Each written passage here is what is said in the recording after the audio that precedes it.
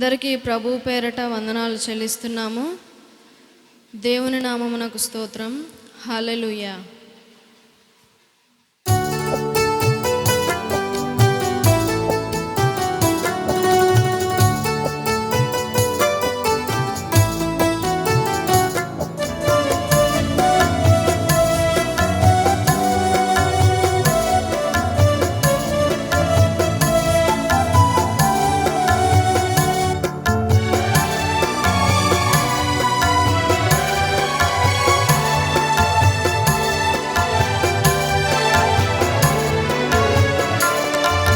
సదాకాలము ఉన్నానని సహాయకుడను నేనేనని, సదాకాలము ఉన్నానని సహాయకుడను నేనేనని, వాగ్దానము చేసిన నీవు మాట తప్పవు, వాగ్దానము చేసిన నీవు మాట తప్పవు, నా ప్రియుడా యేసు నన్ను విడిచిపెట్టవు, నా ప్రియుడా యేసు నన్ను విడిచిపెట్టవు, సదాకాలము ఉన్నానని సహాయకుడను నేనేనని, సదాకాలము ఉన్నానని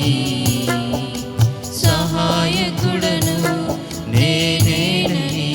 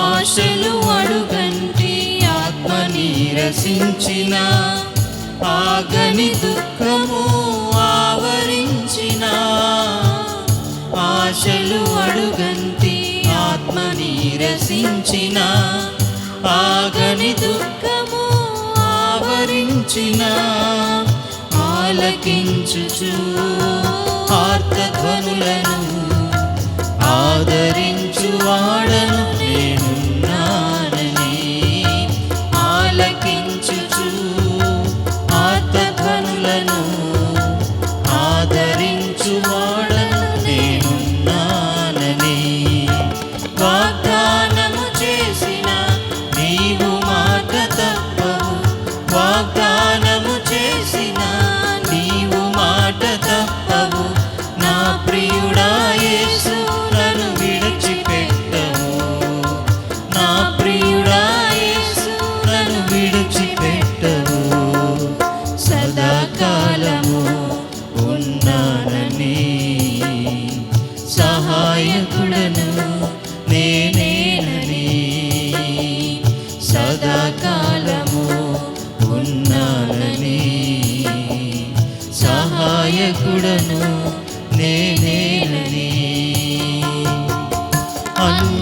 యుక్తిలో పడి మోసపోయినా, అంతయు కోల్పోయి కృంగిపోయినా, అన్యుల యుక్తిలో పడి మోసపోయినా, అంతయు కోల్పోయి కృంగిపోయినా, అంతకంతకు వృద్ధి చేయుచు అద్భుతాలు ఎన్నో జరిగిస్తానని, అంతకంతకు వృద్ధి చేయుచు అద్భుతాలు ఎన్నో జరిగిస్తానని, వాగ్దానము చేసిన నీవు మాట తప్పవు, వాగ్దానము చేసిన నీవు మాట తప్పవు, నా ప్రియుడా యేసు నన్ను విడిచిపెట్టవు, నా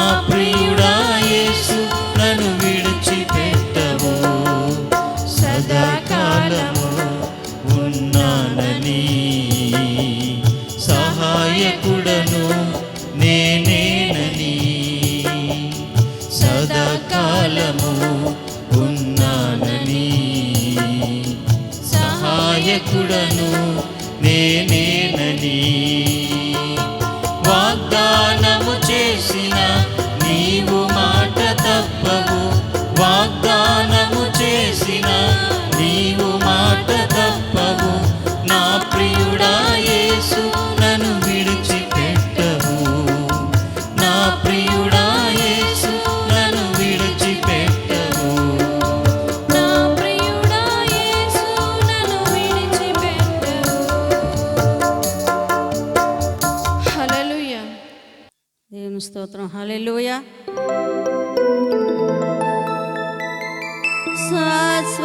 శాశ్వతమైనది నీవు నాయడ చూపిన కృప, శాశ్వతమైనది నీవు నాయడ చూపిన కృప, అనుక్షణం నన్ను కను పావలే, అనుక్షణం నన్ను కను పాపవలే కాచిన కృప, శాశ్వతమైనది నీవు నాయడ చూపిన కృప.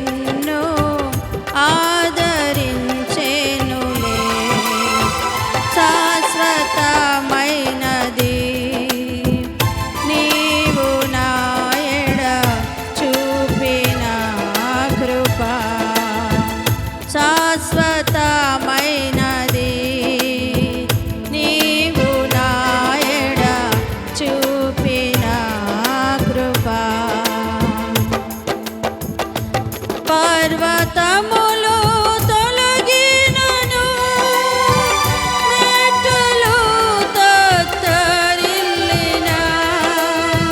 పర్వతములు తొలగినను మెట్టులు తత్తరిల్లిన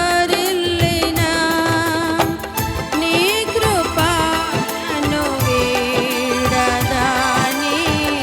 అభయమిచ్చితివే నీ కృపను వీడదాని అభయమిచ్చితివే శాశ్వతమైనది నీవు నాయడ చూపిన కృప శాశ్వతమైనది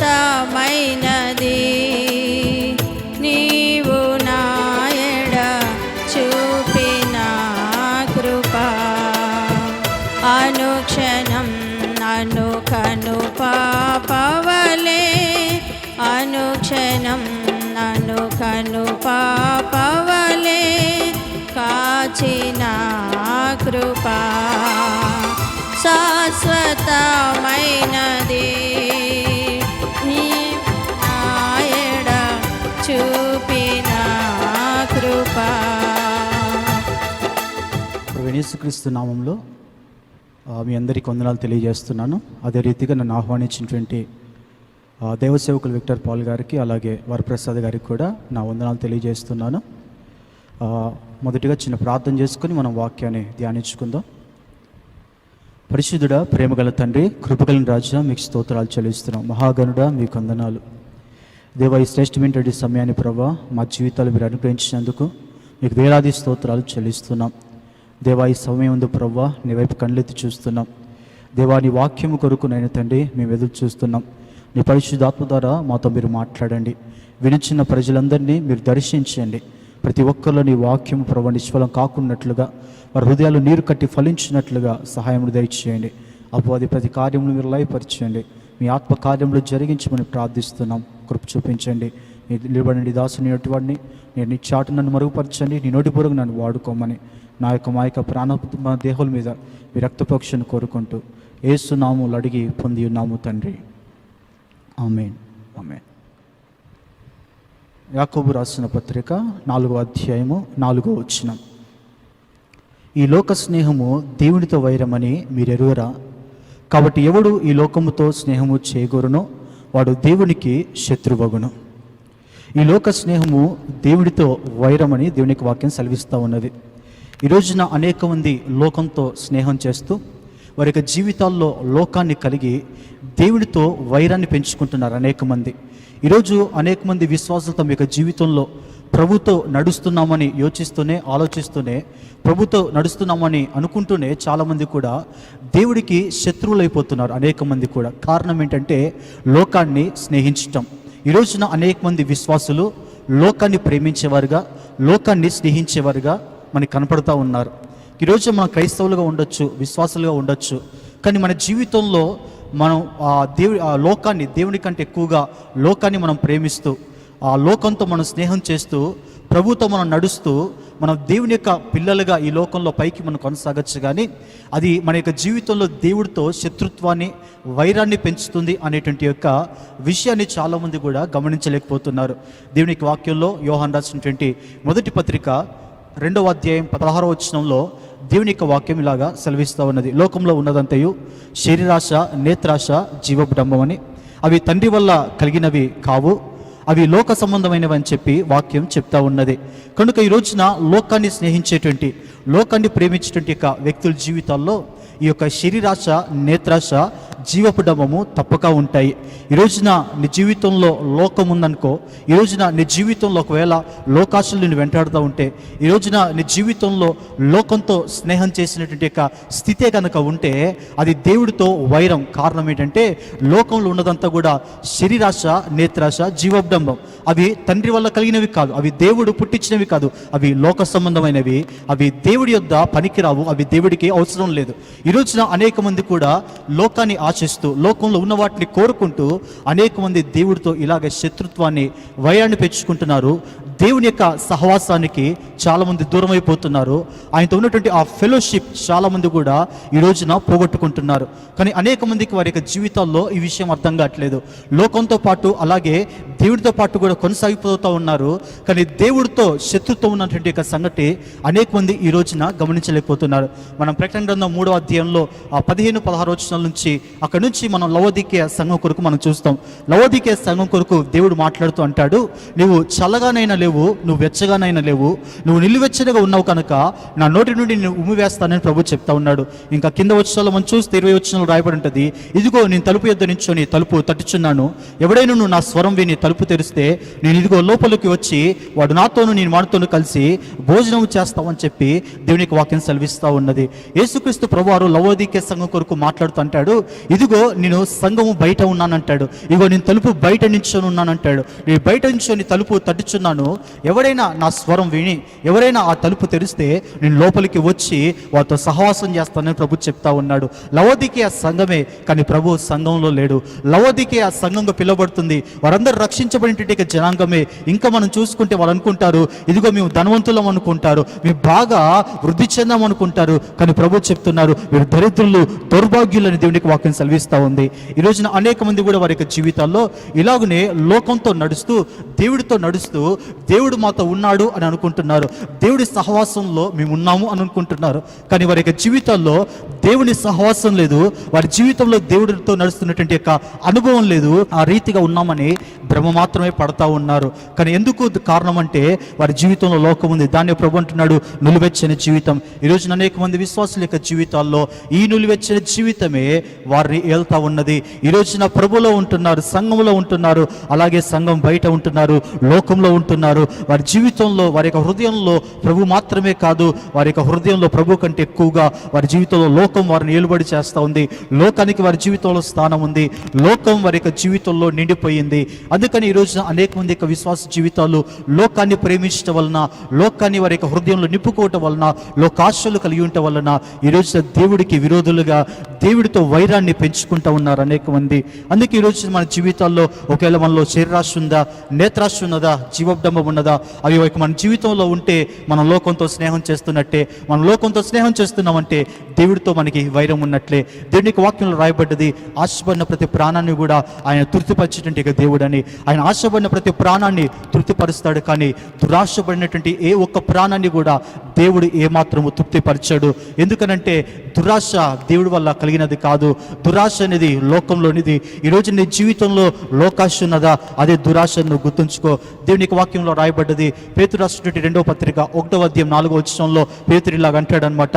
ఏమని మాట్లాడతాడంటే ఒక వచనంలో ఈ మాట రాయబడి ఉంటుంది, దేవుని యొక్క వాగ్దానములు మన యొక్క జీవితంలో కలిగినటువంటి భ్రష్టత్వం నుంచి మనల్ని విడిపిస్తాయని మాట్లాడుతూ ఆ భ్రష్టత్వం అనేది ఎలాగా కలిగిందని రాస్తూ దురాశ వలన లోకంలో ఉన్నటువంటి యొక్క భ్రష్టత్వము అని రాస్తాడనమాట పేతురు.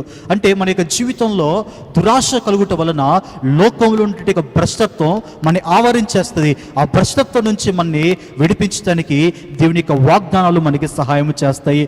ఈరోజు నీ జీవితంలో లోకంలో ఉన్నటువంటి ఆశ నీలో ఉందా? నీ జీవితంలో లోకాశలు నేను వెంటాడుతూ ఉన్నాయా?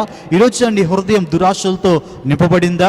ఈరోజు నీ యొక్క హృదయం అంతా కూడా లోకంతో, లోక సహవాసంతో, లోక స్నేహంతో నింపబడ్డదా? ఇదిగో అది నీ జీవితాన్ని భ్రష్టత్వంలోనికి తీసుకొని వెళ్తుంది, అది నీ జీవితాన్ని భ్రష్టత్వంలోనికి తీసుకొని వెళ్తుంది. కారణం ఏంటంటే దురాశ నీ జీవితంలో ఉందంటే దేవుడి సహవాసం నువ్వు కోల్పోయినట్టే.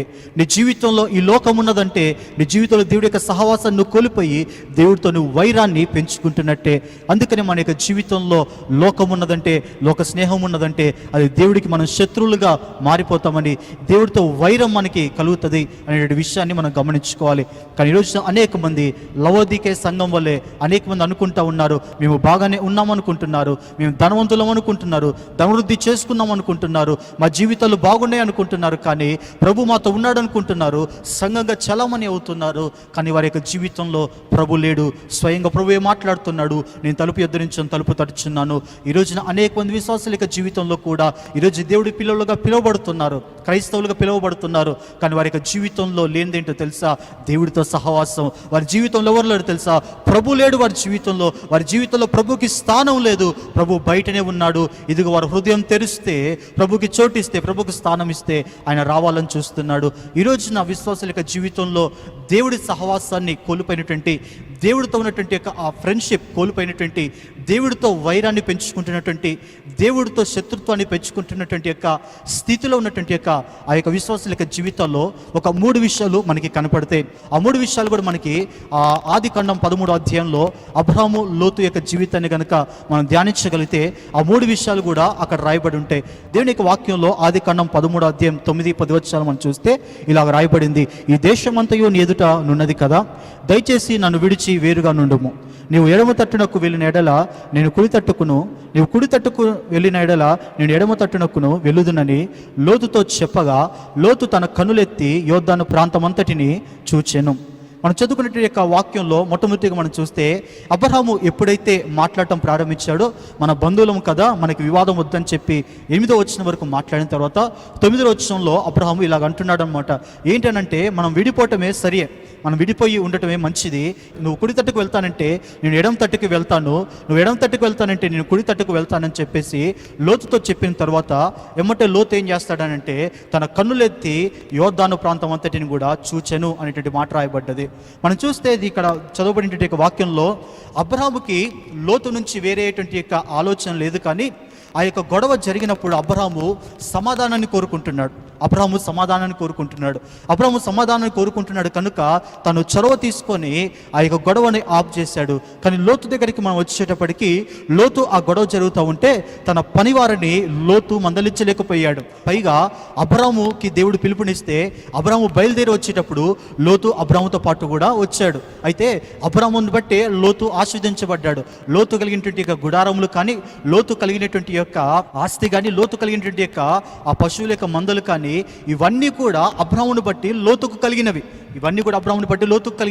లోతు ఆశీర్వదించబడటానికి, లోతు దీవించబడటానికి ఎవరు కారణం అంటే అబ్రహాము కారణం. అయితే అబ్రహాము లోతు కంటే పెద్దవాడు కనుక లోతు అబ్రహామునికి విధేయత చూపించవలసి ఉన్నది. లోతు అబ్రహాముకు లోబడి ఉండవలసి ఉన్నది. కానీ లోతు చొరవ తీసుకోలేదు. లోతు తన యొక్క మంద కాపురులను గద్దించలేదు. లోతు ఎందుకు మీరు వారితో గొడవ పడుతున్నారని చెప్పి తన వారిని గద్దించి అబ్రహాముకి ఇవ్వాల్సినటువంటి గౌరవం ఇవ్వలేకపోయాడు లోతు. కారణం ఏంటి అనంటే లోతులో కూడా ఉంటే ఆ యొక్క ఆశ ఏంటంటే లోతు కూడా ఇప్పుడు అబ్రహాము నుంచి వేరైపోవాలని కోరుకుంటా ఉన్నాడు. అందుకని అబ్రహాము ఎప్పుడైతే ఈ మాట మాట్లాడుతున్నాడో మనం విడిపోవటమే మంచిది, నువ్వు కుడి తట్టుకు వెళ్తావా నేను ఎడం తట్టుకు వెళ్ళిపోతాను, నువ్వు ఎడం తట్టుకు వెళ్తావా నేను కుడి తట్టుకు వెళ్ళిపోతాను అని మాట్లాడుతూ ఉన్నాడు. ఎప్పుడైతే మాట్లాడాడో ఎమ్మటే అక్కడ లోతు 10వ వచనం రాయబడ్డది, తన కన్నులెత్తి యోర్దాను ప్రాంతం అంతటిని చూచాను. ఎప్పుడైతే అబ్రహాము మాట మాట్లాడాడో మాట్లాడినటువంటి తక్షణమే లోతు చేసినటువంటి పని ఏంటంటే తన యొక్క కన్నులెత్తి ఆ యోర్దాను ప్రాంతం అంతటిని కూడా చూశాడంట. అంటే లోతుకున్నటువంటి యొక్క వాంఛ, లోతులో ఉన్నటువంటి ఆలోచన ఏంటంటే ఇక అబ్రహాముతో కలిసి ఉన్నటువంటి ఆలోచన లోతుకు లేదు. ఒకవేళ అబ్రహాముతో కలిసే ఉండాలనుకుంటే అనేవాడు, ఎందుకు నువ్వు నన్ను వేరు చేస్తా ఉన్నావు, ఎందుకు నువ్వు నన్ను వెళ్ళిపోమంటున్నావు, ఎందుకు విడిపోమంటున్నావు, ఇదిగో ఆ రోజు దేవుడు నిన్ను పిలిచినప్పుడు నేను నీతో పాటు వచ్చాను కదా, ఇంతవరకు మనం కలిసి ఉన్నాం, మరలు ఇప్పుడు నన్ను విడిపోమంటావేంటి, నేను ఆ పని చేయను, నీకంటే ఈ ఆస్తి నాకు ఎక్కువ, నీకంటే ఈ యొక్క మంద కాపురులు నాకు ఎక్కువ, నీకంటే నాకున్న కలిగినది ఏమన్నా ఎక్కువ, నాకు కలిగినదంతా కూడా నీ ద్వారానే నాకు వచ్చింది కదా, కాబట్టి నీవు లేకుండా ఇవన్నీ నాకెందుకు, వీటికంటే నీవే నాకు ప్రాముఖ్యం, కాబట్టి అబ్రహాముని నిన్ను విడిచి వెళ్ళను, కాబట్టి నువ్వు నన్ను వెళ్ళమని చెప్పొద్దు అని చెప్పేసి బ్రతిమాలుకునేటువంటి మనసు లోతుకు లేదు.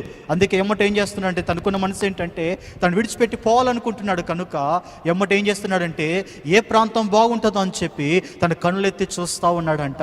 విడిపోవడానికి లోతు సిద్ధపడ్డాడు. కలిసి ఉండేటువంటి ఆలోచన ఏమాత్రం కూడా లేదు. ప్రియ విశ్వాసి, ఈరోజు నీ జీవితాన్ని గమనించుకో. ఒకవేళ నువ్వు సంఘ సహవాసానికి దూరం అయిపోయావా, ఈరోజున ఒకవేళ ఆత్మీయులకి నువ్వు దూరం అయిపోతా ఉన్నావా, ఆత్మీయులతో నీకు వైరం కలుగుతూ ఉన్నదా, ఆత్మీయులతో ఎడబాటు కలుగుతూ ఉన్నదా, కారణం ఏంటో తెలుసా? ఈరోజున నువ్వు దేవుని యొక్క సహవాసాన్ని విడిచిపెట్టి లోక సహవాసం నువ్వు కోరావని అర్థం. అబ్రహాము కొరకు వాక్యం సెలవిస్తూ ఉంది, అబ్రహాము దేవునికి స్నేహితుడంట. ఈరోజున దేవుడికి స్నేహితుడైనటువంటి అబ్రహాముతో లోతు ఉండలేకపోతున్నాడు, లోతు కలిసి జీవించలేకపోతున్నాడు. ఎందుకో తెలుసా? ఇప్పుడు లోతుకి ఏం కరువైంది తెలుసా? దేవుడితో స్నేహం కరువైంది. దేవుడితో సహవాసం కరువైంది. లోతు దేవుడిని కోరుకోవట్లేదు, లోతు కలిగినటువంటి వాటిని చూసుకుంటున్నాడు కానీ దేవుడి మొత్తం తను చూసుకోవట్లేదు. అందుకే 13వ అధ్యాయంలో ప్రారంభ వచనంలో లోతు కొరకు రాయబడుతూ, లోతుకి ఆస్తున్నది, పశువు మందలు ఉన్నాయి, అలాగే గుడారాలు ఉన్నాయి, కానీ అతని యొక్క జీవితంలో బలిపీఠం లేదు. కానీ అబ్రహాము కలిగినటువంటి తన యొక్క జీవితంలో మనం చూస్తే, అబ్రహాము యొక్క జీవితంలో తను కలిగినటువంటి సమస్తంతో పాటు బలిపీఠం ఉంది, కానీ అది లోతు యొక్క జీవితంలో మనకి కనపడదు. అలాగే మనం ఆ పై వచనాలు చూసినప్పుడు బలిపీఠం దగ్గర అబ్రహాము ప్రార్థన చేస్తాడనమాట, యెహోవా నామమున ప్రార్థన చేస్తాడు. కానీ లోతు యొక్క జీవితంలో తను ప్రార్థన చేసినట్టుగా అక్కడ రాయబడి ఉండదన్నమాట.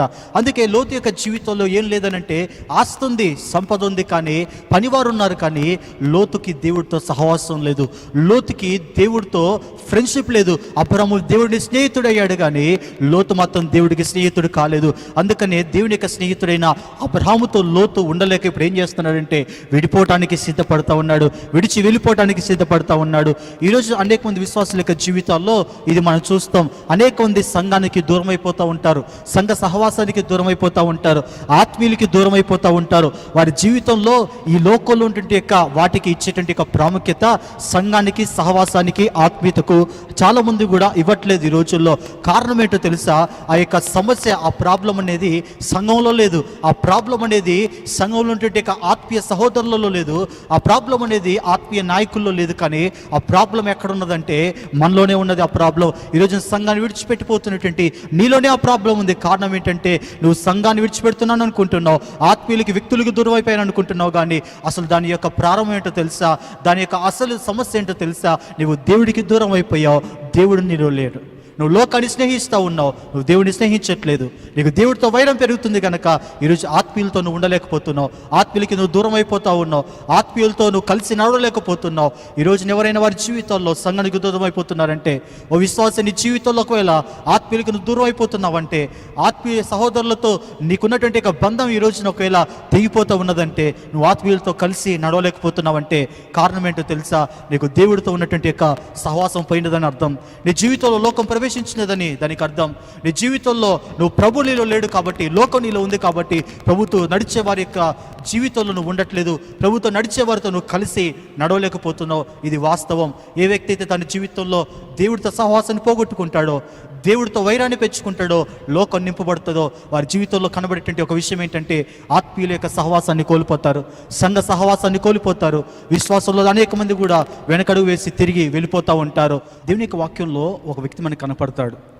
ఆ వ్యక్తి కొరకు 3 చోట్ల రాయబడుతుంది. ఒకటి కొలస్సీ పత్రిక, అలాగనే రెండోది తిమోతికి రాసిన 2వ పత్రిక, అలాగే ఫిలెమోనుకు రాసినటువంటి పత్రిక. ఈ 3 పత్రికలు కూడా పౌలే రాస్తాడు. అయితే పౌలుతో ఉన్నటువంటి ఒక వ్యక్తి కొరకు 3 సార్లు కూడా పౌలు సంబోధించి మాట్లాడతాడు. కొలస్సీలో ఉన్నటువంటి సంఘానికి రాస్తూ, పౌలు తను ఖైదు చేయబడ్డాడు. దేవుని యొక్క సువార్త నిమిత్తమే అతడు ఖైదు చేయబడినటువంటి సమయంలో తనతో పాటు ఖైదుగా ఉన్నటువంటి వారి కొరకు రాస్తూ అక్కడ ఒక వ్యక్తి కొరకు రాస్తాడు. ఆ వ్యక్తి పేరే దేమా కొరకు రాస్తే ఏమంటాడంటే, నాతో పాటు ఖైదు చేయబడిన అని సంబోధిస్తూ కొలస్సీ పత్రికలో రాస్తాడు. రెండోదిగా ఫిలెమోనుకు రాసినటువంటి పత్రికలు ఏమని రాస్తాడంటే, నా జత పని వాడైనటువంటి దేమా అని రాస్తాడనమాట. ఆ తర్వాత మూడోదిగా తిమోతికి రాసినటువంటి 2వ పత్రిక 4వ అధ్యాయం 10వ వచనంలో ఇలా రాస్తాడు, దేమా ఇహలోకమును స్నేహించి నన్ను విడిచి తెస్సలోనికకు వెళ్ళను అనేటువంటి మాట రాస్తాడనమాట. అయితే మొదటిగా ఆ యొక్క ఖైదు చేయబడినప్పుడు పౌలుతో పాటు ఉన్నాడు. అలాగనే మనం రెండోదిగా చూస్తే ఫిలెమోనుకు రాసినటువంటి పత్రికలో అక్కడ పౌలుతో జతపనివాడిగా ఉన్నాడు. తర్వాత తిమోతికి రాసినటువంటి పత్రికలో మనం చూస్తే అప్పుడు కూడా తిమోతికి రాసినటువంటి పత్రిక రోమ్లో ఖైదు చేయబడినప్పుడు పౌలు రాస్తాడు, దేమా యెహోలోకమును స్నేహించి నన్ను విడిచి తెస్సలోనికకు వెళ్ళాను అనేటువంటి యొక్క ఆ మాటను రాస్తాడనమాట. అయితే ఈ యొక్క కొలస్సీలకు రాసినటువంటి పత్రిక, అలాగే ఫిలెమోనుకు రాసినటువంటి పత్రిక క్రీస్తు శకం 60వ సంవత్సరంలో ఆ యొక్క పత్రికలు రాస్తాడు. తర్వాత తిమోతికి రాసినటువంటి 2వ పత్రిక 67వ సంవత్సరంలో రాస్తాడనమాట. అంటే ఈ పత్రికలకి 7 సంవత్సరాల గ్యాప్ ఉంది. కొలస్సీ పత్రిక రాసినటువంటి కాలంలోనే ఫిలెమోనుకు రాసినటువంటి పత్రిక రాశాడు. అయితే 60వ సంవత్సరంలో పౌలుకు జతపనివాడిగా ఉన్నాడు. ఆ తర్వాత పౌలుతో పాటు కూడా ఆ యొక్క ఖైదుగా ఉన్నాడు. కానీ 67వ సంవత్సరానికి వచ్చేటప్పటికి ఈ మధ్యలో ఈ 7 సంవత్సరాల్లో ఏం జరిగిందో తెలియదు, కానీ పౌలును మాత్రం విడిచిపెట్టి వెళ్ళిపోయాడంట. అయితే వెళ్ళిపోవటానికి ఒక కారణం ఏంటంటే, పౌలులో ఏ పొరపాటు లేదు. పౌలు ఏదో మాట అనుటను బట్టి దేమా ఒకవేళ కోపపడో అలిగో వెళ్ళిపోలేదు, కానీ పౌలును దేమ విడిచిపెట్టడానికి కారణం ఏంటంటే ఈ లోకమును దేమ స్నేహించాడు. ఈ లోకంలో దేమా స్నేహించాడు. అందుకని అంత గొప్ప అపోస్తులు ఏంటంటే పౌలు, గొప్ప సువార్తికుడు ఏంటంటే పౌలుతో తన యొక్క పయనాన్ని కొనసాగించలేకపోయాడు దేమా, తనతో ఉండలేకపోయాడు. ఒకప్పుడు పౌలే సాక్ష్యం ఇచ్చాడు దేమా గురించి, ఇదిగో నా చెత్త పనివాడు, నాతో పాటు ఖైదు చేయబడినటువంటి యొక్క మాటలు దేమ గురించి మాట్లాడాడు పౌలు. కానీ అదే పౌలు ఒకరోజు వచ్చేటప్పటికి దేమ గురించి మాట్లాడుతూ లోకమును స్నేహించి నన్ను విడిచిపెట్టిపోయాడని చెప్పాడు. ఈ రోజున అనేక మంది జీవితాల్లో కూడా ఆత్మీయుల యొక్క స్నేహాన్ని, ఆత్మీయుల యొక్క సహవాసాన్ని, ఆత్మీయులతో కలిసేటువంటి ఆ నడిచేటువంటి జీవితాన్ని ఈ రోజున అనేక మంది విడిచిపెట్టడానికి, ఇంకా చెప్పాలంటే ఆత్మీయ స్థితిలో వెనుకంజ వేయటానికి, స్పిరిచువల్ బ్యాక్ స్లైడింగ్ అనేది వ్యక్తుల జీవితంలో, అనేక మంది విశ్వాసాల జీవితంలో జరగటానికి గల కారణాలు ఏంటంటే దేవుడితో స్నేహాన్ని పోగొట్టుకొని లోకంతో స్నేహం పెంచుకోవటమే. ఈరోజు నీ జీవితంలో లోకం స్నేహం చేస్తున్నావంటే దేవుడితో నువ్వు వైరాన్ని పెంచుకుంటున్నావు. అప్పుడు నీ జీవితంలో కనబడే ఒక విషయం ఏంటో తెలుసా? నువ్వు ఆత్మీయుల సహవాసాన్ని కోల్పోతావు, సంఘ సహవాసాన్ని కోల్పోతావు, సంఘానికి దూరం అయిపోతావు, ఆత్మీయులకి నువ్వు దూరం అయిపోతావు. అది ఫాల్ట్ ఎవరిలోనో లేదు, ఆ ప్రాబ్లం ఎవరిలోనో లేదు, అది నీ యొక్క వ్యక్తిగత జీవితంలో నీకున్నటువంటి యొక్క ఆత్మ సంబంధం ఏంటంటే యొక్క ఆత్మీయకం ఏంటంటే యొక్క ప్రాబ్లం. అది దేవుడితో నువ్వు కోల్పోతున్నటువంటి యొక్క సహవాసానికి అదే సూచన అని నువ్వు తెలుసుకోవాలి. రెండోదిగా మనం చూస్తే దేవుని యొక్క వాక్యంలో ఆదికాండం 13:11-12 వచనాల్లో ఇలా రాయబడ్డది. కాబట్టి లోతు తనకు యోర్దాను ప్రాంతం అంతటిని ఏర్పరచుకొని తూర్పుగా ప్రయాణము చేసెను. అట్లు వారు ఒకరికొకరు వేరైపోయిరి. అబ్రాము కనానులో నివసించెను. ఇక్కడ కూడా అబ్రాము లోతు యొక్క జీవితంలో మనం చూస్తే రెండు విషయాలు మనకి కనపడతా ఉన్నవి. ఏంటంటే అబ్రాము యొక్క జీవితంలో చూస్తే మొట్టమొదటిగా అబ్రాము కనాన్లో ఉండటానికి ఇష్టపడ్డాడు.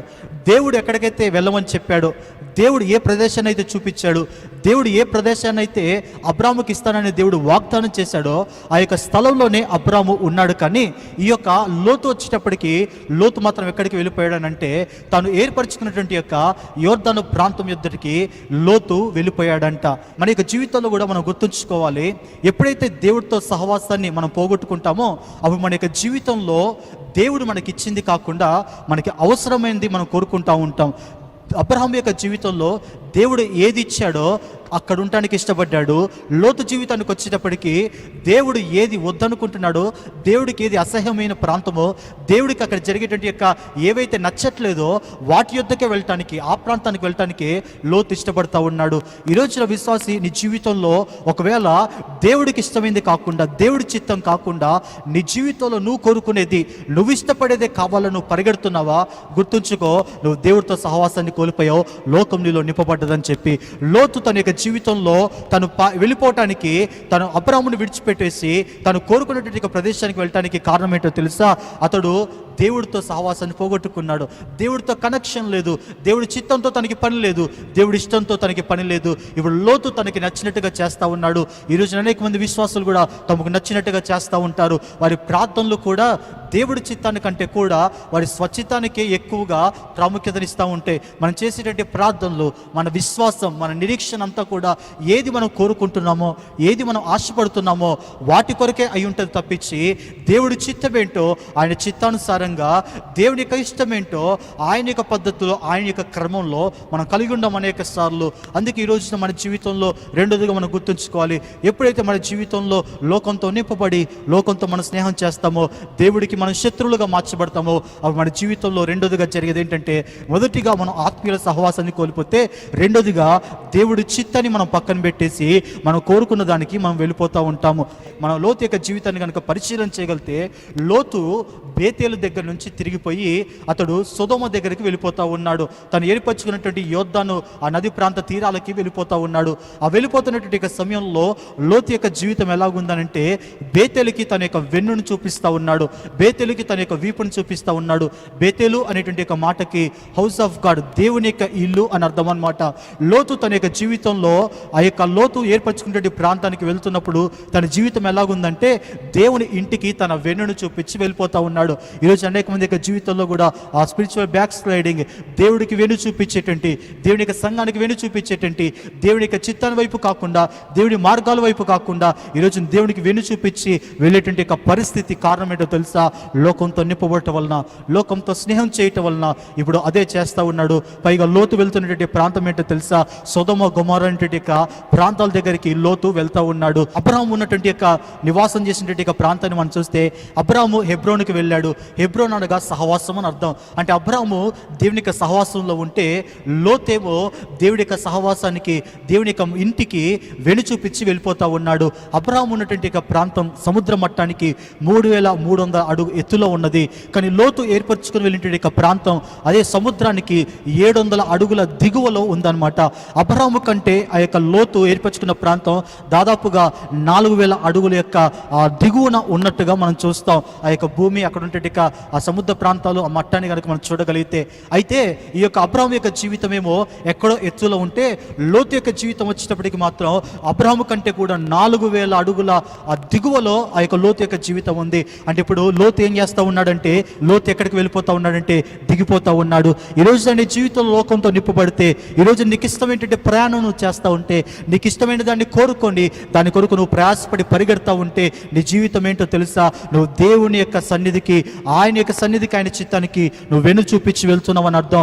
ఆయనకి నువ్వు దూరం అయిపోతున్నావు అని అర్థం. అంత మాత్రమే కాదు, నువ్వు నీ ఆత్మీయ జీవితంలో దిగజారిపోతున్నావు అని అర్థం, దిగిపోతున్నావు అని అర్థం. మన దేవుని యొక్క వాక్యంలో లూకా సువార్త 10:30 మనం చూస్తాం. ఒక వ్యక్తి యెరూషలేము నుండి ఎరికోకి దిగిపోతా ఉన్నాడంట. యెరూషలేము ఆశీర్వదించబడినటువంటి ప్రాంతం, కానీ ఎరుకో శపించబడినటువంటి ప్రాంతం. ఒక ఆశీర్వదించబడినటువంటి ప్రాంతంలో నుంచి ఆ వ్యక్తి ఏం చేస్తున్నాడంటే శపించబడినటువంటి ప్రాంతంలోకి దిగిపోతా ఉన్నాడు అని రాయబడ్డది. ఈరోజు అనేక మంది కూడా తమ యొక్క జీవితాల్లో దేవుని యొక్క సన్నిధి నుండి, దేవుని యొక్క చిత్తం నుండి, దేవుని యొక్క ఆలోచనలో నుండి, దేవుని యొక్క ఆయన యొక్క ఆవరణం నుండి అనేక మంది కూడా దూరమైపోతూ దిగిపోతూ ఉన్నారు. ఈ యొక్క ఆత్మీయ జీవితంలో అందరూ కూడా దిగజారిపోతూ ఉన్నారు. అనేక మంది కూడా ఈ యొక్క ఆత్మీయ జీవితంలో అణగారిపోతూ ఉన్నారు, పడిపోతూ ఉన్నారు.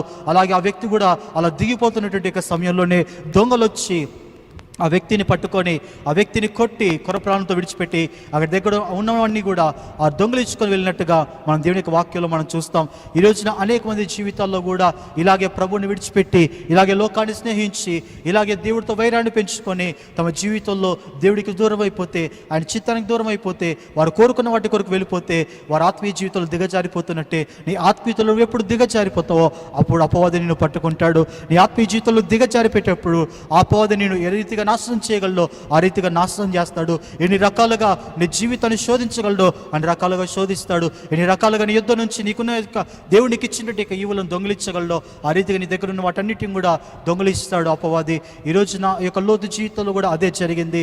తన జీవితంలో కూడా దిగిపోతూ ఉన్నాడు, తన జీవితంలో కూడా దిగిపోతూ ఉన్నాడు. ఈరోజు మన జీవితంలో కూడా సహవాసాన్ని కోల్పోతామో, ఎప్పుడైతే మన యొక్క జీవితంలో దేవుడి యొక్క ఆవరణలో నుంచి మనం వేరైపోతామో, దేవుడితో సహవాసాన్ని కోల్పోయి ఈ లోక స్నేహాన్ని మనం ఎప్పుడైతే మన జీవితంలో పెంచుకుంటామో అవి మన జీవితంలో జరిగేది కూడా ఇదే. ఆత్మీయతలో దిగజారిపోతాం. మనం ఏర్పరచుకున్న వాటి కొరకు మనం పరిగెడతాం, కానీ దేవుడి ఏర్పాట్లో మనం ఉండం. దేవుడు ఏది ఇచ్చాడో అది తీసుకోవడానికి ఇష్టపడాం, మనకి ఏది కావాలో అది తీసుకోవడానికి ఇష్టపడతాం. కానీ చివరికి అది మన జీవితాన్ని నాశనానికి తీసుకొని వెళ్తుంది. దేవుని యొక్క వాక్యంలో యోహాను రాసిన మొదటి పత్రిక 2:15 ఇలా రాయబడ్డది, ఈ లోకములో ఉన్న వాటినైనను ప్రేమింపకుడి, ఎవడైనా లోకమును ప్రేమించినట్లా తండ్రి ప్రేమ వాడిలో ఉండదు. నువ్వు ఎప్పుడైతే లోకాన్ని ప్రేమిస్తావో, లోకంలో ఉన్న వాటిని ప్రేమిస్తావో అప్పుడు తండ్రి ప్రేమ నీలో ఉండదంట. ఈ రోజున మనం చూసుకుంటే లోతు తన యొక్క జీవితంలో తను ఆ బేతేలు అనేటువంటి స్థలం నుంచి వెళ్ళిపోవడం గల కారణం ఏంటి? దేవుడు ఇచ్చినటువంటి, అబ్రాముకి ఇచ్చినటువంటి యొక్క ఆశీర్వాదకరమైనటువంటి యొక్క ఆ స్థలంలో ఉండకుండా తను వెళ్ళిపోవడానికి గల కారణం ఏంటో తెలుసా? దేవుని యొక్క ప్రేమ లోతులో లేదు, దేవుని ప్రేమించే మనసు లోతులో లేదు. కారణం ఏంటో తెలుసా? లోతులో లోకం నింపబడ్డది. లోతు దేవుడు ఏది ఇవ్వలేదో, దేవుడికి ఏది అసహ్యమైనదో దాన్నే లోతు కోరుకోవడానికి ఇష్టపడ్డాడు. దేవుడు దేన్ని నాశనం చేయాలనుకోబోతున్నాడు దాన్నే ఇష్టపడ్డాడు, దాన్నే కోరుకున్నాడు. అందుకనే ఈ యొక్క వాక్యంలో మనం చూసినట్లయితే లోకమును ప్రేమించిన, లోకంలో దాన్ని ప్రేమించిన వాళ్ళు తండ్రి ప్రేమ ఉండదంట. ఎందుకు లోతు నువ్వు ప్రభుని, తండ్రిని, ఆ దేవుడిని విడిచిపెట్టి వెళ్ళిపోయావు, ఆ దేవుడి యొక్క సన్నిధిని విడిచిపెట్టి వెళ్ళిపోయావు, నువ్వు అబ్రాహామును విడిచిపెట్టి వెళ్ళిపోయావు, ఆ బేతేలు విడిచిపెట్టి వెళ్ళిపోయావు. ఎందుకు నువ్వు వెళ్ళావు అని అంటే, ఎందుకు ఆ యోర్దాను ప్రాంతం నువ్వు ఎంచుకున్నావు, ఎందుకు అక్కడ దాకా నువ్వు దిగజారిపోయావు, ఎందుకు అంత దిగువకు వెళ్ళిపోయావు, ఆ సొదొమ గొమొర్రా ప్రాంతాలని నువ్వు ఎంచుకోవడం గల కారణం ఏంటి అని కనుక నువ్వు లోతుని అడగలిగితే, లోతు జీవితంలో కనబడేది ఏంటో తెలుసా? ఇదిగో లోతులో లోకం కనబడుతుంది, లోతు దేవుని ప్రేమించలేదు, దేవుడి సహవాసాన్ని కోరుకోలేదు, లోతు లోకాన్ని ప్రేమించాడు, లోకాన్ని కోరుకున్నాడు. అక్కడ రాయబడి ఉంటుంది ఒక వచనం ఏంటంటే, ఆ యొక్క ప్రాంతం ఏదైతే లోతు చూచాడో ఆ ప్రాంతం అంతా దేవుడు నాశనం చేయకముందు ఐగుప్తులాగే ఉన్నదంట. ఏదైనా వనంలాగా ఉన్నదంట. ఈరోజు అనేక మంది జీవితాలకు కూడా ఈ లోకం అలాగే కనపడుతుంది. యోర్దాను నది ప్రాంతాలను చూసినప్పుడు, సొదొమ గొమొర్రా ప్రాంతాలను చూసినప్పుడు తనకి ఎలా కనిపించిందంట? ఆ ప్రాంతాలన్నీ కూడా ఐగుప్తులాగా కనిపించిందంట. ఈరోజు అనేక మంది యొక్క జీవితాలు దేవుడి సహవాసంలో ఉంటూనే బయట లోకాన్ని చూస్తూ లోకాన్ని ఐగుప్తుగా, సమృద్ధి కలిగిన దానిలాగా చూస్తారు. లోకాన్ని చాలా మంది కూడా ఏదైనా వనంలాగా చూస్తూ ఉంటారు. ఈరోజు మన జీవితంలో ఎప్పుడైతే దేవుడి సహవాసాన్ని కోల్పోతామో నాశకరమైన ప్రతిదీ మనకి ఏదేనులాగా కనిపిస్తుంది. నాశకరమైన ప్రతిదీ సమృద్ధిగా మనకి కనిపిస్తుంది. ఈరోజు లోతు జీవితం కూడా అలాగే జరుగుతూ ఉన్నది. లోతు అబ్రాముతోనే ఉన్నాడు కానీ అబ్రాముకి దేవుడితో సహవాసం ఉంది కానీ లోతుకు దేవుడితో సహవాసం లేదు. అబ్రాము దేవుడితో మాట్లాడుతున్నాడు కానీ లోతు జీవితంలో దేవుడితో మాట్లాడే అనుభవం లేదు. దేవుడికి వెను చూపించాడు, దేవుడి సహవాసానికి దూరం అయిపోయాడు, అబ్రాముని విడిచిపెట్టేశాడు. ఇదిగో చిట్ట చివరికి ఆ యొక్క ప్రాంతాలకి, యోర్దాను నది ప్రాంతాలకి వెళ్ళిపోయాడు. కారణం ఏంటంటే అవి అతనికి ఐగుప్తులా కనపడిందంట, సమృద్ధి గల పట్టణంలో కనపడ్డదంట, ఏదైనా వనంలో కనపడ్డదంట. కానీ చిట్ట చివరికి ఆ 19వ అధ్యాయంలో మనం చూస్తాం ఎంత భయంకరంగా దేవుడు అగ్ని కందకాల చేత వాటి కాల్చి లైపచ్చాడో మనం చూస్తాం. అలాగే లోతు కుటుంబం ఎలాగ నాశనం అయిపోయిందో కూడా మనం చూస్తాం. లోతు యొక్క జీవితంలో దేవుడి సహవాసాన్ని కోల్పోయిన తర్వాత దేవుని యొక్క ఇంటికి ఎప్పుడైతే వెను చూపించాడో ఆ తర్వాత లోతు జీవితంలో క్రమేణా జరిగింది ఏంటంటే చిన్నగా పతనం ప్రారంభమైంది. మనం దేమ జీవితాన్ని చూసాం కదా, లోకాన్ని స్నేహించి పౌలుని విడిచిపెట్టి తెస్సలోనికకు వెళ్ళిపోయాడంట. అయితే మన జీవితంలో కూడా దేవుడితో మనం ఎప్పుడైతే సహవాసం చేస్తూ లోకంతో సహవాసం చేస్తామో మన పతనం ఒకేసారి రాదు. చిన్న చిన్నగా మన పతనం ప్రారంభమవుతుంది. భ్రష్టత్వం అనేది ఒకేసారి మన జీవితంలో వచ్చి పడదు, కానీ భ్రష్టత్వంలో ఒకేసారి మనం పడిపోము. కానీ ఆ యొక్క దుష్టుడు ఏం చేస్తాడంటే, నువ్వు చిన్న అవకాశం వాడికి ఇచ్చిన తర్వాత, లోకానికి నీలో అవకాశం ఇచ్చిన తర్వాత, లోకానికి నీలో స్థానం ఇచ్చిన తర్వాత, నువ్వు లోకాన్ని స్నేహించినప్పుడు క్రమేణా నీ జీవితంలో పతనం ప్రారంభమవుతుంది. అదే లోతు జీవితంలో జరిగింది. మొట్టమొదట లోతు అనుకొని ఉండొచ్చు, నేను ఎంతో దూరం వెళ్ళట్లేదు, కొద్ది దూరం వెళ్తున్నాను, సొదొమ గొమొర్రా లోపలికి నేను వెళ్ళట్లేదు, నేను బయటే కాపురం ఉంటున్నాను అనుకున్నాడేమో. కానీ ఆ బయటే కాపురం ఉన్నాడు, తర్వాత లోపల కాపురం ఉన్నాడు, ఆ తర్వాత ఏకంగా వారితో బంధాల్ని పెంచుకున్నాడు, అధికారాన్ని పట్టుకొని ఇంకా అక్కడే ఉండిపోయాడు లోతు. ఈరోజు ఒకవేళ మన జీవితంలో కూడా దేవుడికి వెను తిరిగి వెళ్ళిపోతున్నామేమో, వెను చూపించి వెళ్తున్నామేమో, దేవుడిచ్చింది కాకుండా మనం కోరుకున్న దాని కొరకు మనం పరిగెడుతున్నామేమో, మనం ఏదైతే దేవుడిచ్చిన దాన్ని విడిచిపెట్టి కోరుకున్న దాని కొరకు మనం పరిగెడతామో, దేవుడి చిత్తాన్ని పక్కన పెట్టి మన స్వచిత్తం కొరకు మనం పరిగెడతామో, మనలో లోకం ఉన్నదని అర్థం. లోకాన్ని మనం స్నేహించామని అర్థం, దేవుడితో వైరాన్ని మనం పెంచుకుంటున్నామని అర్థం. కనుక రెండోదిగా మన జీవితంలో జ్ఞాపకం ఉంచుకోవాలి, ఈరోజు దేవుడి చిత్తం కాకుండా నీ స్వచిత్తం కొరకు నువ్వు ప్రభుని వెంబడిస్తున్నావా? దేవుడు నీకు ఇచ్చేదాని కొరకు కాకుండా నువ్వు దేవుడికి ఆర్డర్స్ వేస్తూ ఉన్నావా? నువ్వు కావాల్సిన దాని కొరకు నువ్వు ప్రయాసపడుతూ ఉన్నావా? గుర్తుంచుకో, నీలో లోకం ఉంది, నువ్వు లోకాన్ని స్నేహిస్తున్నావు, దేవుడితో నీకు వైరం ఏర్పడింది, దేవుడికి నువ్వు శత్రువు అవుతున్నావు, అది నువ్వు గుర్తుంచుకోవాలి. తర్వాత మూడోదిగా మనం చూస్తే దేవుని యొక్క వాక్యంలో ఆదికాండం 13వ అధ్యాయము 18వ వచనంలో ఇలా రాయబడ్డది. హెబ్రోన్లోని మమ్రే దగ్గర ఉన్న సింధూర వృక్షవనంలో దిగి అక్కడ యెహోవాకు బలిపీఠమును కట్టెను.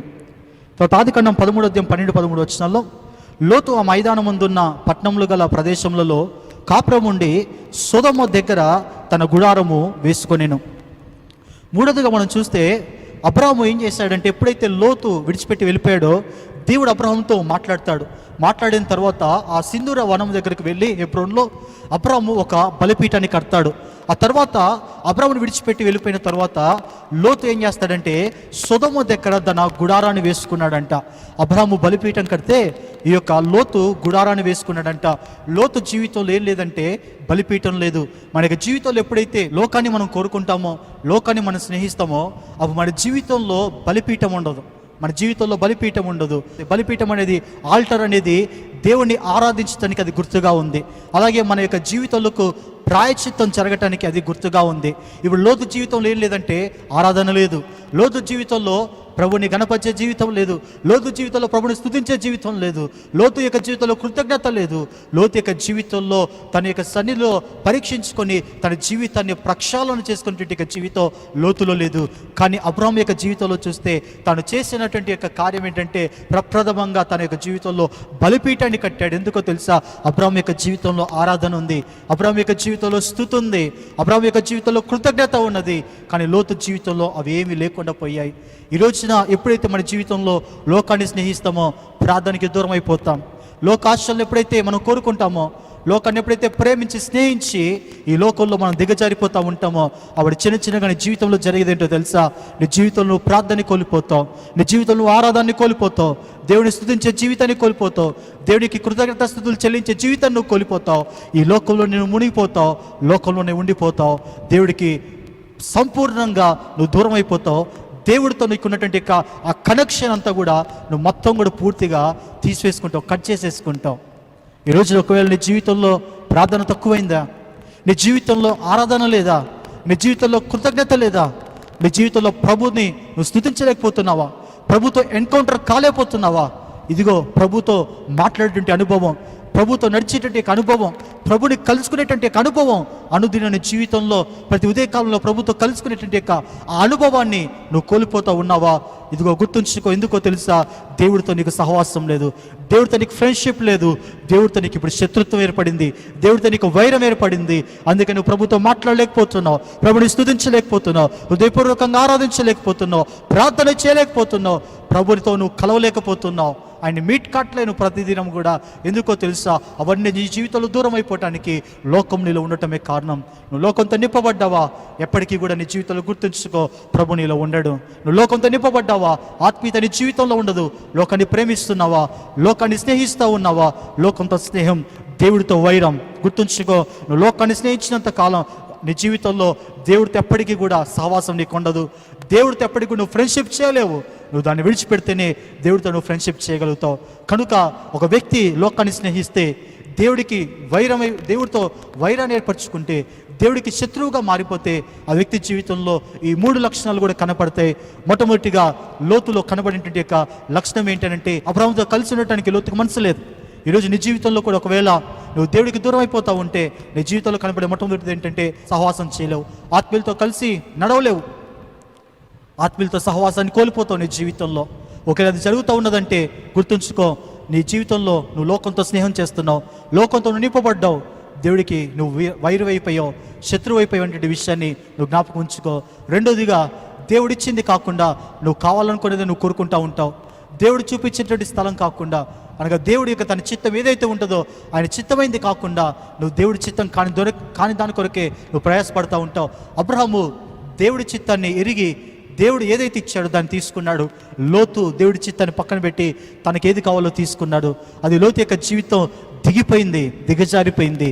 ఈరోజు నీ జీవితంలో కూడా దేవుడి చిత్తాన్ని పక్కన పెట్టేసి నువ్వు ప్రయాణం చేస్తే ఆత్మీయతలో నువ్వు కూడా దిగజారిపోతావు, ఆత్మీయతలో నువ్వు కూడా దిగజారిపోతావు, లోకంలో నువ్వు కూడా దిగజారిపోతావు. గుర్తుంచుకో, ఇక ఉన్నత శిఖరం మీద నుంచి లోయలో పడిపోయినటువంటి జీవితంగా నీ జీవితం కూడా మారిపోతుంది.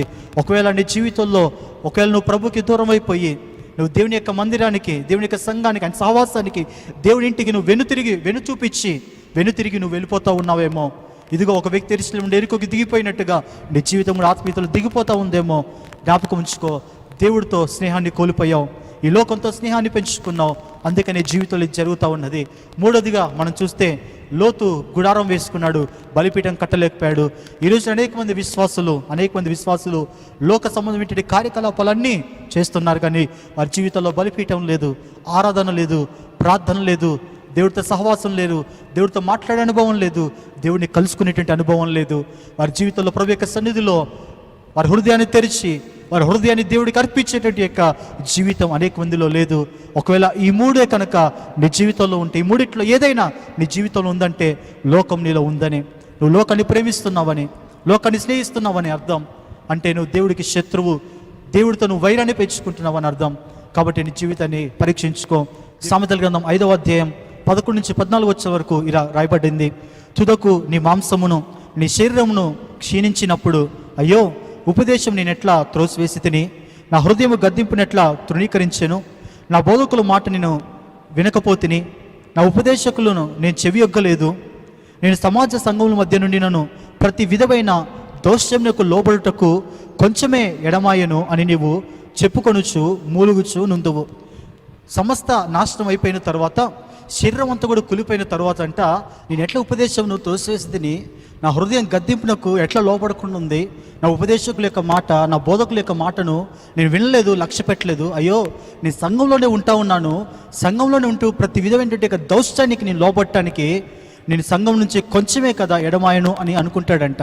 అంటే సమస్తం నాశనం అయిపోయిన తర్వాత, భ్రష్టత్వంలో పడిపోయిన తర్వాత మనం ఏమనుకుంటామంటే, అరే అసలు నేను ఏం చేశానని, సంఘం నుంచి నీకు కొంచెం ఎడమయ్యాను కదా, ఉపదేశం నుండి బోధ నుంచి కొంచెమే నేను పక్కకు వచ్చాను కదా అని అనుకుంటామంట. కనుక ఈరోజు అనేక మంది జీవితాల్లో కూడా కొంచెమే అనుకుంటారు. ఈరోజు అనేక మంది వారి జీవితాల్లో కొద్దిగా లోకం ఉంది కదా అనుకుంటారు. ఈరోజు అనేక మంది కూడా రాజీ పడిపోతూ ఉంటారు లోకంతో. అది ఇది పర్లేదులే, ఏం కాదులే అంటే మనసుతో చాలామంది కూడా వెళ్ళిపోతూ ఉంటారు. కానీ ఆ కొంచెమే, ఆ కొద్దిగా ఏం చేస్తుందంటే నేను సమస్త విధములైనటువంటి యొక్క భ్రష్టత్వంలోనికి నేను నడిపించేస్తుంది, సమస్త విధములైనటువంటి యొక్క దౌష్ట్యంలోనికి నేను నెట్టేస్తుంది. కనుకనే మనం రాజీ పడకూడదు మన యొక్క జీవితంలో. లోకం విషయంలో నువ్వు ఎప్పుడైనా రాజీ పడ్డావో, ఒక చిన్న దానికి నువ్వు అవకాశం ఇచ్చినా సరే, ఇదిగో నీ జీవితాన్ని సమస్తాన్ని కూడా నాశనం చేసేస్తుంది, సమస్త విధములు ఏంటంటే దౌష్యంలోనికి నేను పడివేస్తుంది. అంత మాత్రమే కాదు, ఆ భ్రష్టత్వంలోనికి నేను నెట్టివేస్తుంది. కనుక లోకాన్ని నువ్వు స్నేహించావా, కొద్దిగా స్నేహించినా నువ్వు దేవుడితో వైరం పెట్టుకున్నట్టే. నువ్వు కొద్దిగా స్నేహించినా ఇగో నువ్వు దేవుడికి శత్రువు అయినట్టే. కనుక లోకము నీ జీవితం లేకుండా చూసుకో. ఒకవేళ లోకం ప్రవేశించిందా ఇప్పటికే నీ జీవితంలో, ఈ చెప్పబడిన ఈ 3 విషయాలు నీ జీవితంలో ఉన్నాయా? నీ హృదయాన్ని పరీక్షించుకుని ప్రభు దగ్గర దేవుని యొక్క వాక్యంలో ఇర్మియా గ్రంథం 3వ అధ్యాయం 22వ వచనంలో రాయబడ్డది, భ్రష్టులైన బిడ్డలారా తిరిగి రండి, మీ అవిశ్వాసమును నేను బాగు చేసేదను. భ్రష్టులైన పిల్లలారా తిరిగి రండి, మీ అవిశ్వాసం నేను బాగు చేసేదను. ఒకవేళ నువ్వు ఈ దురాశలతో నింపబడి, లోకంతో నింపబడి, ఇగో భ్రష్టుడు అయిపోయావా, భ్రష్టత్వంలో పడిపోయావా, నీ జీవితం దేవుని యొక్క సహవాసానికి, దేవుని యొక్క ఇంటికి దూరం అయిపోయిందా, ఆత్మీయుల్ని కోల్పోయావా, నీ జీవితంలో దేవుడి చిత్తాన్ని పక్కన పెట్టండి, స్వచిత్తంతో ఎక్కడికో వెళ్ళిపోయావా, నాశకరమైన స్థితిలోనికి దిగజారిపోయావా, ఆత్మీయతలు వెనుకంజ వేసావా, ఇదిగో అయినా సరే దేవుడు నిన్ను పిలుస్తూ ఉన్నాడు. భ్రష్టుడైన పిల్లలారా తిరిగి నా యొద్దకు రండి, మీ విశ్వాసాన్ని నేను బాగు చేస్తాను అంటున్నాడు. నువ్వు భ్రష్టత్వంలో ఉన్నా కానీ దేవుడు నిన్ను అంటున్నాడు, భ్రష్టులైన పిల్లలారా, ఇదిగో నువ్వు భ్రష్టత్వమైన స్థితిలో ఉన్నావేమో కానీ దేవుడు ఇంకా నిన్ను పిల్లలారా అనే సంబోధిస్తూ ఉన్నాడు. దేవుడు ఇంకా నిన్ను ప్రేమిస్తూ ఉన్నాడు. దేవుడు ఇంకా తన యొక్క వాగ్దానాల కొరకు ఏర్పాటు చేసి ఆయన ఎదురు చూస్తూ ఉన్నాడు నీకోసం. దేవంతయు తన యొక్క చేతులను చాపి నీ కొరకు ప్రభు చూస్తూ ఉన్నాడు. ఈరోజు నీ జీవితంలో ఒకవేళ ఎలాంటి యొక్క స్థితిలోనికి లోకాన్ని స్నేహించి, ఎలాంటి స్థితిలోకి నువ్వు దిగజారిపోయినా సరే, నువ్వు తిరిగి ప్రభు దగ్గరకు వస్తే ప్రభు నీ విశ్వాసమును బాగు చేయటానికి ఆయన సిద్ధంగా ఉన్నాడు. కనుక నీ హృదయాన్ని పరీక్షించుకో, నీ జీవితాన్ని పరీక్షించుకో, ప్రభు యొద్దకు తిరిగిరా. దేవుడు నీ విశ్వాసాన్ని బాగు చేస్తాడు. లవోదికే సంఘంతో మాట్లాడినట్టుగా దేవుడు నీతో కూడా మాట్లాడుతున్నాడు. తలుపు యొద్ద నించొని తలుపు తడుచున్నాను, నా స్వరం విని గనక మీరు తలుపు తెరిస్తే నేను లోపలికి వస్తాను అంటున్నాడు. ఇప్పటివరకు నీ జీవితంలో లోకంతో నింపబడి ప్రభు లేకుండా జీవిస్తున్నావా, ఇదిగో దేవుడు నీ తలుపు తడుచున్నాడు. ఆయన స్వరం విను, నీ హృదయాన్ని తెరువు, ప్రభుకి స్థానమే నీ జీవితంలో లోకాన్ని, లోకాశలన్నిటిని కూడా సిలువే. ఇగో ప్రభు నీలోనికి వస్తాడు, నీ విశ్వాసాన్ని బాగు చేస్తాడు, నీతో సహవాసం చేస్తాడు, నీ జీవితాన్ని దేవుడు దీవిస్తాడు. ఈ మాటలు దేవుడు దీవించును గాక. ఆమేన్, ఆమేన్. ప్రార్థన చేసుకుందాం. పరిశుద్ధుడా, ప్రేమగల తండ్రి, కృపగలిగిన రాజా, మీ వందనాలు, స్తోత్రాలనైనా. ఈ సమయంలో ప్రభా నీ వాక్యం ద్వారా మాతో మీరు మాట్లాడారు. విత్తబడినటువంటి ఒక మాట యువకుల్లో నిష్ఫలం కాకుండా కృప చూపించండి. ఎందరైతే ప్రభా ఈ వాక్యాన్ని ప్రభా అయా చూస్తున్నారో వారందరి హృదయాల్లో ప్రభా, వారి జీవితంలో, వారి కుటుంబాల్లో ప్రభా నీ కార్యమును జరిగించండి. వాక్యము నీరు కట్టి ఫలింపచేయండి. ఏ ఒక్కరిలో నిష్ఫలం కాకుండా కృప చూపిస్తూ రమ్మని ప్రార్థిస్తున్నాం. దేవా, లోతు వల్ల ప్రభా లోక స్నేహమును ఆశించినైనా మిమ్మల్ని విడిచిపెట్టిపోయేటువంటి స్థితిలో ప్రభా, దేవా ఈ లోకంలో పడిపోయేటువంటి పరిస్థితిలో, లోకమును ఆకర్షించినైనా తండ్రి, దేవా పతనం వైపు అడుగులు వేసేటువంటి పరిస్థితుల్లో మేము ఉండకుండా తండ్రి, అబ్రాహాము నాకు స్నేహితులను మీరు సెలవిచ్చిన రీతిగా తండ్రి, దేవా నీకు స్నేహితుల్లాగా ప్రభా మేము ఉండుటకునైనా తండ్రి, దేవా అనునిత్యం మా హృదయంలో పరీక్షించుకొని నీ సన్నిధిలో, దేవా ఎక్కడైనా మేము తప్పిపోతే, ఎక్కడైనా మేము పడిపోతే, ఎక్కడైనా నువ్వు మీ సహవాసాన్ని విడిచి ప్రవ్వా, దేవా లోక సహవాసాన్ని, లోక స్నేహాన్ని మేము కోరితే ప్రవ్వా, దేవా మేము మా హృదయంలో పరీక్షించుకొని గ్రహించుకొని ప్రవ్వా, దేవా మమ్మల్ని మేము మార్చుకుంటకు ప్రవ్వా, నీ సన్నిధిలో సరిచేసుకుంటకునైనా నీ కృపను అనుగ్రహించమని ప్రార్థిస్తున్నాం. సహాయం దయచేయండి దేవా. అదే రీతిగా ప్రవ్వా, దేవా వాక్యం విత్తుటకు నేను తండ్రి నన్ను ఆహ్వానించినటువంటి దైవజనులను, దేవా వారి యొక్క సేవా పరిచర్యను, వారి కుటుంబాన్ని మీరు జ్ఞాపకం చేసుకోండి. నీ క్షేమమును వారికి దయచేయండి. సంఘపు సరిహద్దులు విశాల పరిచయండి ప్రవ్వా. నూతన ఆత్మలు వారి చేతికి అప్పచెప్తండి ప్రవ్వా. దేవా తామరడ అదే రీతిగా రామచంద్రపురంలో వారు చేస్తున్నటువంటి ప్రభు పరిచయం మీరు ఆస్వాదించి విస్తరింపచేయమని దేవా, వారికి ఉన్నటువంటి సంఘంను ప్రభు దేవ ఈ పాండమిక్ టైంలో నైనా తండ్రి మీ క్షేమాన్ని ఇచ్చి మీ కాపుదలనిచ్చి రక్షిస్తున్నామని ప్రార్థిస్తున్నాం. నీ బలమైన కార్యములు జరిగించి భవిష్యత్తులో ప్రభు మీ సేవకుల్ని ప్రభు మీ యొక్క కృపలో బహుబలంగా వాడుకుంటూ రమ్మని, అనేకులకు ఆ ప్రాంతంలో దీవెనకంగా మీరు మారుస్తూరమ్మని ప్రార్థిస్తూ యేసుక్రీస్తు యొక్క నామములో అడిగి పొంది ఉన్నాము తండ్రి. Amen, amen. తండ్రి అయిన దేవుని యొక్క ప్రేమయు, ప్రభువైన యేసుక్రీస్తు వారి కృపయు, పరిశుద్ధాత్మ అన్యోన్య సహవాసము సన్నిధి మనందరికీ ఎల్లప్పుడూ సమస్త పరిశుద్ధులకు సదాకాలం తోడయిండి నడిపించునుగాక. ఆమెన్.